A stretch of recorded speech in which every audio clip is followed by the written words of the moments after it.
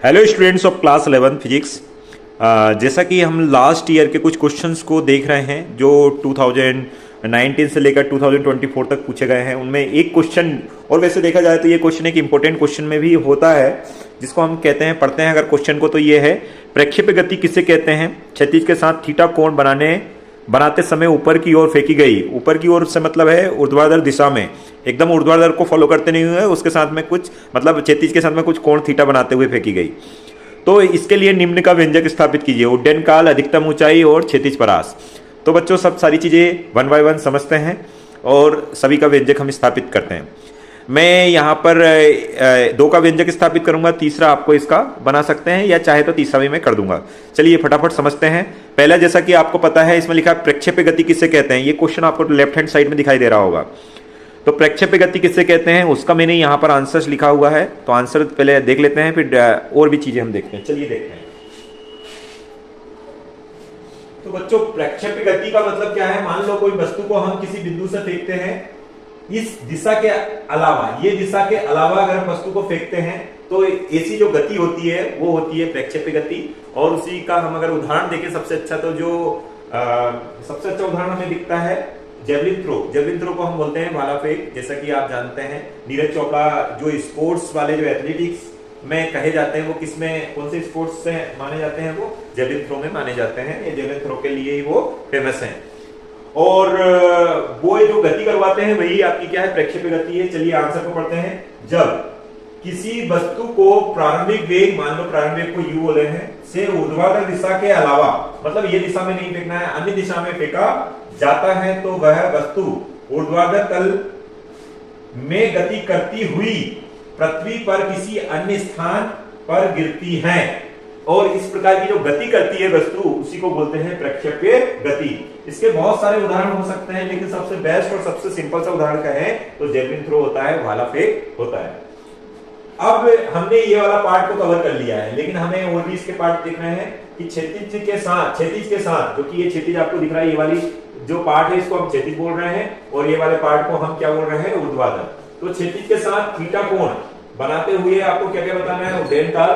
तो उड्डयन काल को समझते हैं, उड्डयन काल को समझते हैं, उड्डयन काल को समझते हैं। तो पहला क्या है, उड्डयन काल। उड्डयन काल क्या है देखते हैं। जैसे ये उड्डयन काल का मतलब क्या है, जैसे कोई वस्तु को आप यहां से लेकर यहां तक फेंक रहे हैं, इसको फेंकने में जो पूरा जो समय लगेगा, यहां से यहां तक फेंकने में ये पूरी जो दूरी कवर करेगा, तो इसको दूरी करने में क्या समय लगेगा, और ऐसे समय को हम क्या बोलेंगे, उड्डयन काल। इसको हम TF से दर्शाते हैं। किससे दर्शाते हैं, TF से दर्शाते हैं।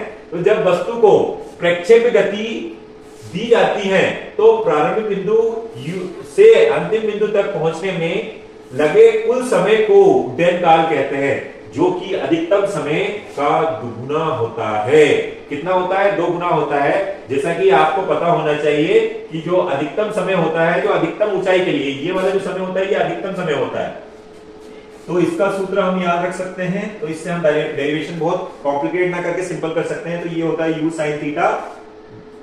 sin theta upon g। और जो उड्डयन काल जो होता है वो अधिकतम समय का कितना होता है, दुगुना होता है। तो हमने यहाँ पर ही इसका मान रख दिया, तो ये 2 से गुणा हो गया, और ये हमारा अधिकतम समय का सूत्र आ गया। अधिकतम समय का, सॉरी फ्लाइट का, टाइम ऑफ फ्लाइट का सूत्र आ गया, मतलब उड्डयन काल का सूत्र आ गया। अधिकतम का तो ये है हमारे पास, तो ये हमारा उड्डयन काल का आ गया है, जिसमें u प्रारंभिक वेग है, थीटा प्रक्षेप्य कोण है जो कि क्षैतिज के साथ बनाया है, और g क्या है, गुरुत्वीय त्वरण। दूसरा क्वेश्चन समझते हैं बच्चों। इसमें दूसरा बोल रहे हैं कि अधिकतम ऊंचाई, अधिकतम ऊंचाई। अच्छा, अधिकतम ऊंचाई वाला हम बाद में कर सकते हैं, या आप उसको ट्राई कर लीजिएगा। मैं तीसरा वाला थोड़ा बता देता हूं, क्योंकि ये डायग्राम से समझाना थोड़ा सा इजी हो जाएगा। तो तीसरे वाले को मैं बता देता हूं, और दूसरा वाला आपको ऐसा होमवर्क में दे रहा हूं। अगर नहीं बनता है आपसे, then you can ask in comment box, तो मैं उसके लिए भी वीडियो बना दूंगा। चलिए समझते हैं बच्चों। तो जैसे हम बात कर रहे हैं कि किसके लिए, क्षैतिज परास के लिए, क्षैतिज परास। क्षैतिज परास को हम हॉरिजॉन्टल रेंज बोलते हैं। क्या बोलेंगे, हॉरिजॉन्टल रेंज। तो ये होती क्या है, तो अगर हम इसकी परिभाषा लिखें, जब वस्तु को प्रक्षेप्य गति की कराई जाती है, गति कराई जाती है, तो क्षैतिज दिशा में प्रारंभिक बिंदु से अंतिम बिंदु तक तय की गई दूरी क्षैतिज परास कहलाती है। क्षैतिज परास या हॉरिजॉन्टल रेंज कहते हैं। When object is thrown from initial point to final point in horizontal axis, okay, then the distance covered by the projected object is called horizontal range.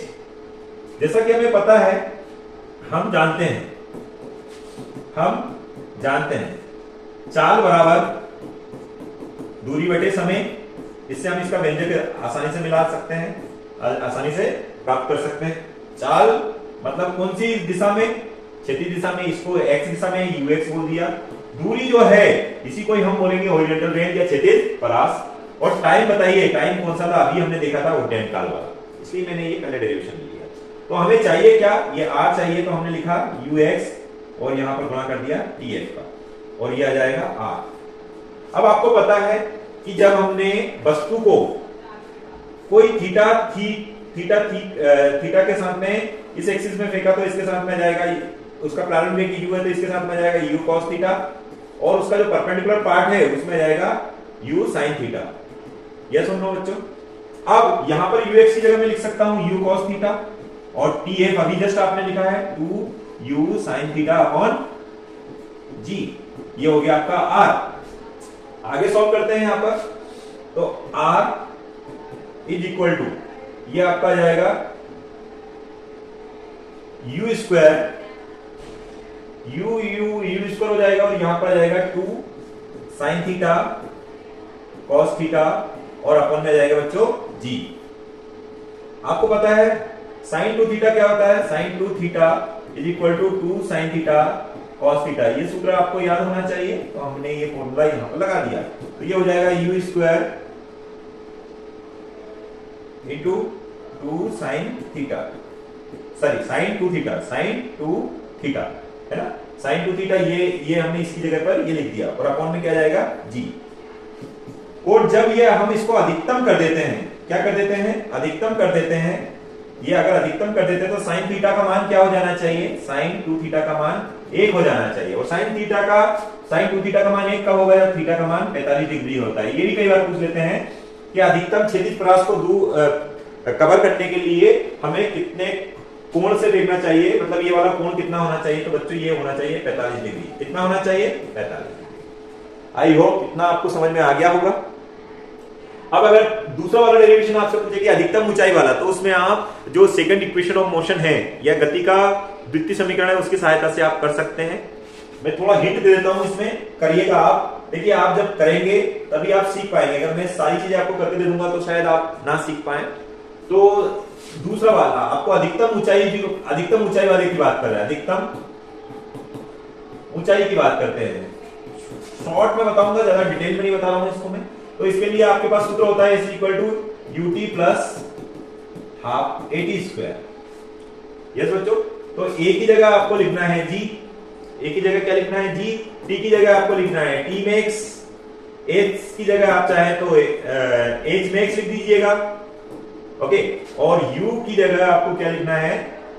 a यहां पर क्या जाएगा? y वाला आएगा, तो ये y लिख ना सकते हैं, ये y की जगह आप g लिख सकते हैं। और u की जगह आप क्या लिख सकते हैं? जो भी प्रारंभिक वेग है आपके पास वो लिख सकते हैं।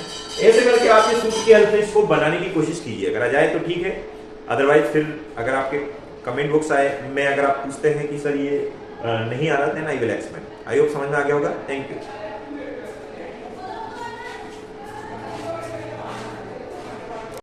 Hello students of class 11 physics.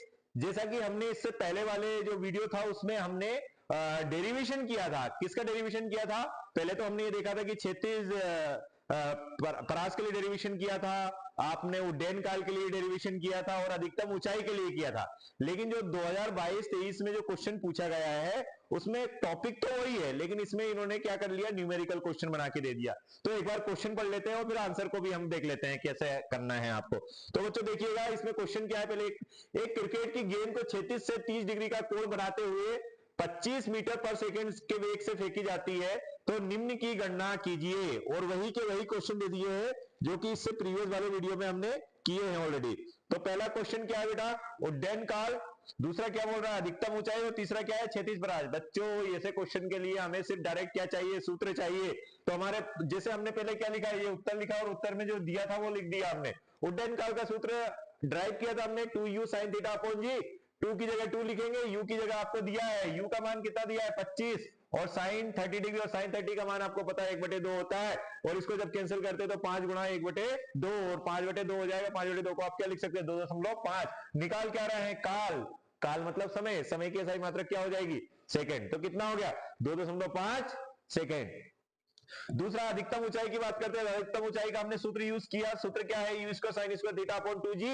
You का मान हमारे पास कितना है, 25 है, और उसका स्क्वायर करेंगे तो 625 हो जाएगा। फिर साइन स्क्वायर, साइन की वैल्यू आपको पता है, साइन 30 1/2 करेंगे, और इसका स्क्वायर करेंगे तो 1 स्क्वायर अपॉन 2 स्क्वायर, और 1 का स्क्वायर तो 1 ही होगा, और 2 का स्क्वायर 4 हो जाएगा। जब हम इसको सॉल्व करेंगे तो जब सॉल्व करने के बाद में 7.81 मीटर कुछ जाएगा। तीसरा पार्ट देख लेते हैं, क्षैतिज परास। तीसरा पार्ट क्या है, क्षैतिज परास। क्षैतिज परास का सूत्र भी हमने व्युत्पन्न किया है। तो देखिए r is equal to u square sine 2 theta upon g. 625 u square की वैल्यू आपको पता ही है 625 है, और साइन 2 थीटा मतलब साइन 2 इंटू 30, साइन 2 इंटू 30 मतलब साइन 60 डिग्री, साइन 60 डिग्री होता है √3/2, और अपॉन में क्या है 10। जब इसको हम मल्टीप्लाई करके डिवाइड करके जब सॉल्व करते हैं तो ये आ जाता है 54.125 के लगभग आ जाता है। और ये क्या निकाल रहे हैं हम, क्षैतिज परास। क्षैतिज परास का मतलब है रेंज, रेंज मतलब लंबाई, इसलिए ये किस में आ जाएगा, मीटर में आ जाएगा। आई होप क्वेश्चन सिंपल ही था। थोड़ा सा अगर आप स्क्रीनशॉट लेना चाहते हैं तो ये मैंने इस पे छोड़ दिया है। Okay okay.